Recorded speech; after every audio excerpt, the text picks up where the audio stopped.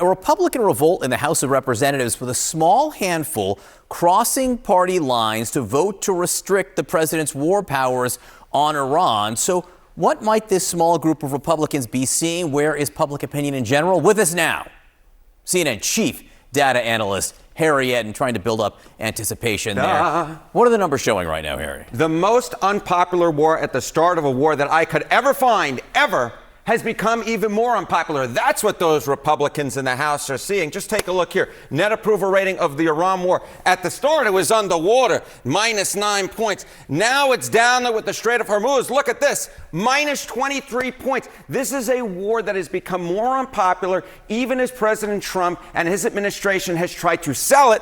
And among independents, it's gone from 23 points underwater to, get this, 40 points underwater with independents. So those Republicans who in fact did not vote with the renegade Republicans, they are helping to put that Republican majority, which was already at great risk in the House, in even more risk. It's in the wrong trajectory right now. No, this is the wrong place. You want to be going up, not down. How do people feel about the congressional approval? Yeah, okay. How do people feel about the idea that military force needs congressional approval? Okay, this is pretty simple. Against presidents using military force without Congress's approval. Look at this. 63% overall are against the idea that, in fact, the president could just go willy-nilly without congressional approval. How about independents? 72%. 72%, more than 2 in 3 independents are against the idea that the president can, in fact, use military force without congressional approval. So the American people, independents, very much with that House vote yesterday with the idea is, hey, the president actually has to come to Congress to use military force, and independents especially so, Johnny B. We're talking 72% there. And then, of course, my little footnote down here about how independents feel about the war in general, going from -23 points to -40 points. Independents, of course, have been such an important part of the president's decaying political coalition. They were pretty much even in the 2024 election, and they have shifted massively against him, and especially on this war. It's a pretty esoteric notion, though, congressional approval, because presidents do use military force without congressional approval, whether or not people approve of it. And this has been going on for decades and decades. Another esoteric notion is this idea of a ceasefire between the United States and Iran, right? Because there is shooting going on back and forth. Nevertheless, how do people feel about staying in this condition, this ceasefire? Whatever exactly this ceasefire is, people want it to continue. Take a look here, and this is the rare trifecta. Continue the Iran ceasefire and the negotiations. Look at this. 77% of all Americans. Then you get the rare trifecta. Democrats, 96%. Independents, 81%. And even a majority of Republicans here, what we're essentially saying is, yes, they do, in fact, want this ceasefire to continue. They like this idea. They do not, in fact, want a re-upstart of, let's say, much more force going on in the Middle East, much more force going on in Iran. They want the current condition to hold, whatever exactly you call it. It is interesting. The fewer Republicans approve of the status quo than Democrats in this case when it's a president enforcing the status quo. Nevertheless, very interesting. Harry Eden, thank you very much. Thank you, Johnny B. People are tired of this. They're tired of $5 a gallon gas and $6 a gallon diesel and fertilizer we can't afford. I think it sends a good message that the People's House, which represents the people, is tired of this war. All right. GOP defectors crossing party lines to limit President Trump's war powers. Will anything come of this in the long term? Good morning, everybody. I'm Audie Cornish, and here's where we start, because this is a rare Republican rebuke on the Hill. You've got 4 Republicans siding with Democrats on that resolution that directs Trump to remove U.S. armed forces from hostilities with Iran. Before the vote, House Speaker Mike Johnson had this warning to members of his party looking to flip. I think it is a very dangerous prospect to take away from the administration and the commander-in-chief right now the ability to negotiate. That's what this does. It weakens us. But for the Republicans who ended up voting yes, they say several factors weighed into their decision.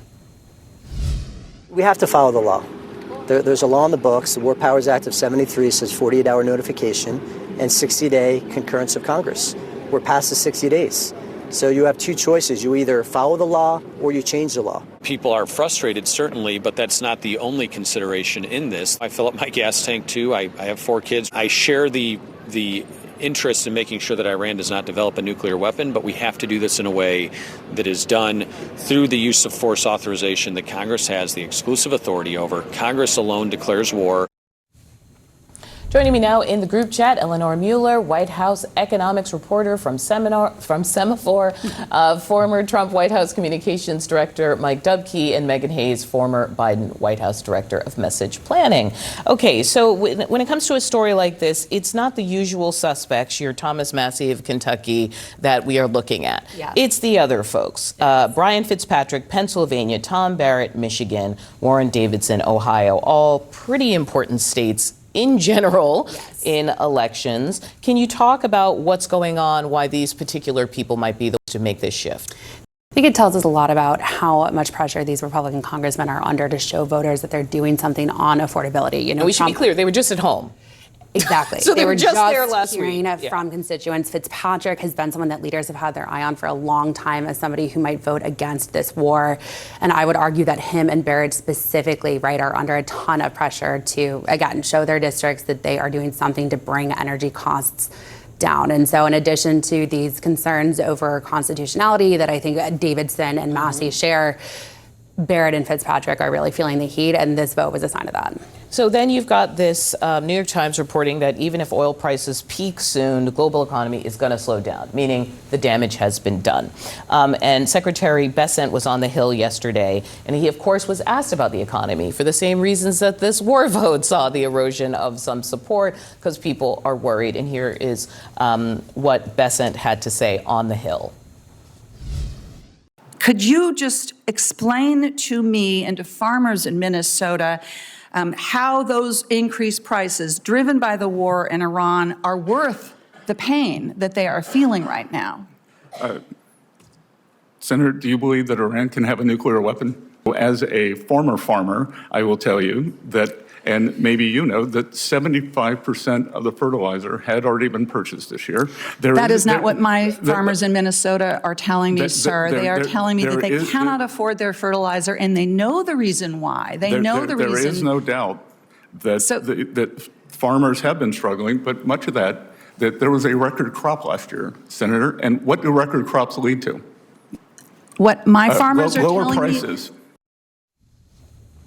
Okay, so our messaging folks, what do you think of that back and forth? Both sides of it, frankly. I mean, I think that there's a complete disconnect from how people are feeling. And I think if you're not going to show empathy from people, that's really what gets you here. It's not necessarily the policy. It's when people don't say to you, I understand where you're coming from. We are doing this for this reason. But his reply was pretty straightforward. But I just don't think farmers have already bought fertilizer. There's no empathy or humanity for people who are actually suffering, who are actually paying the bills. These people are multi-billionaires. They are taking people for a ride. They're getting money from taxpayers, and that's all the American people see. We can't afford our gas. We can't afford electricity. We can't afford groceries. But you're down here building a ballroom and having a UFC fight. That is it. And so when you sit up there in front of Congress and have no empathy for people, that is what they see. And that's the problem here. When Trump went to this war, he never went to the American people and said, this is why I'm going and this is what I'm doing. So this is what we're left with. Any lessons learned from the Biden era folks about empathy in the economy? Really? Yeah, of course. Don't do what Biden did, and that's exactly where we are. No, I'm being serious. So when you look at his answer, you see it as in the same way? I see it in the same way. Look, okay. when I do media training or anything on a professional level in communications, one of the things that you need to talk about, especially with public officials, is to show some empathy. And I totally agree with Megan on that. Now, I will say that these four defectors on the House side, there are other reasons that are going into it, I think, for sure, besides affordability.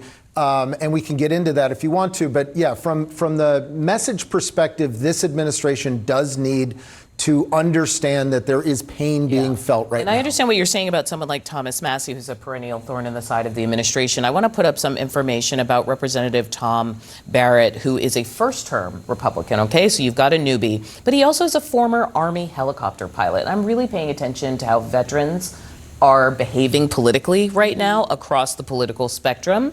And he's facing re-election. And one other person I want to show you, Representative Brian Fitzpatrick of Pennsylvania, represents the Philadelphia suburbs, which I'm sure we'll hear about ad nauseum come election time.